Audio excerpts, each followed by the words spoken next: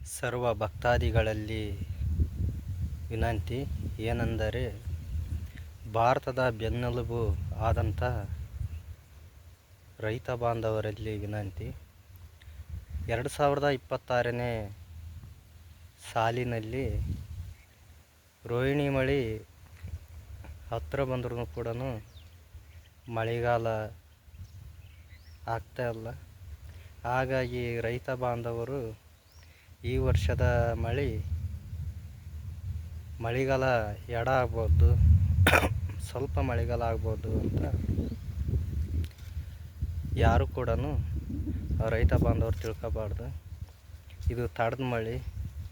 ನೀವು ಮಳೆ ಬಂದಿಂದೆ ಭೂಮಿಯ ಉಳುಮೆ ಮಾಡಿಂದೆ ಹೊಲ ಬಿತ್ತನೆ ಮಾಡಿದ ನಂತರ ಭಾಳ ಕಾಳಜಿ ವಹಿಸ್ಬೇಕಾಗತ್ತೆ. ಕಾರಣ ಏನಂದರೆ, ತಡದ ಮಳೆ ಬಿತ್ತನೆ ಆದಿಂದೆ ಎಡೆಕುಂಟಿ ಹೊಡೆಯೋದು.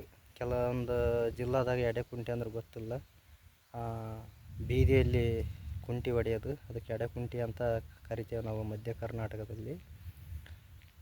ಎಡೆಕುಂಟಿ ಹೊಡೆಯೋದು ಭಾಳ ಕಷ್ಟಕರ ಆಕತಿ. ಹಾಗಾಗಿ ಮಳೆ ಯಾಕೆ ಕಷ್ಟಕರ ಆಕತಿ ಅಂದ್ರೆ, ಮಳೆ ಹೆಚ್ಚಿನ ದಿನಗಳ ಕಾಲ ಮಳೆ ಜಿಟಿ ಹಿಡ್ಕೋಬೋದಾದ ಸಾಧ್ಯತೆ ಇರ್ತೈತಿ. ಹಂಗಾಗಿ ಪ್ರತಿಯೊಬ್ಬ ರೈತರು ಎಚ್ಚರಿಕೆ ವಹಿಸಬೇಕು. ಇದೇನು ಬಿಡಪ್ಪ ಮಳೆಗಾಲ ಆಟ್ಕಾಟ, ಇವತ್ತಲ್ಲ ನಾಳೆ ಕುಂಟಿ ಹೊಡ್ಕೋಬೋದು, ಅದೇನಂತಂದು ರೈತರು ಬಿತ್ತನೆ ಮಾಡಿಂದೆ ದಯಮಾಡಿ ನಿರ್ಲಕ್ಷ್ಯತೆ ಮಾಡಬೇಡ್ರಿ.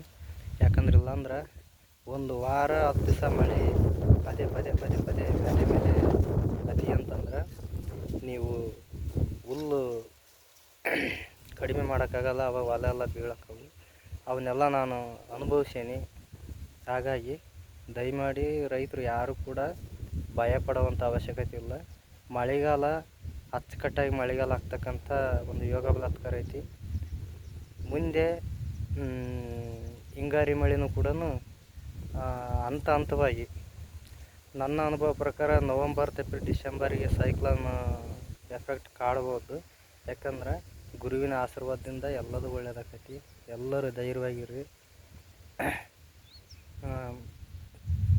ಸಕಲ ಸಹ ಜೀವಾತ್ಮಕ್ಕೂ ಶುಭವಾಗಲೆಂದು ಆ ಭಗವಂತನಲ್ಲಿ ನಾನು ಪ್ರಾರ್ಥಿಸುತ್ತೇನೆ.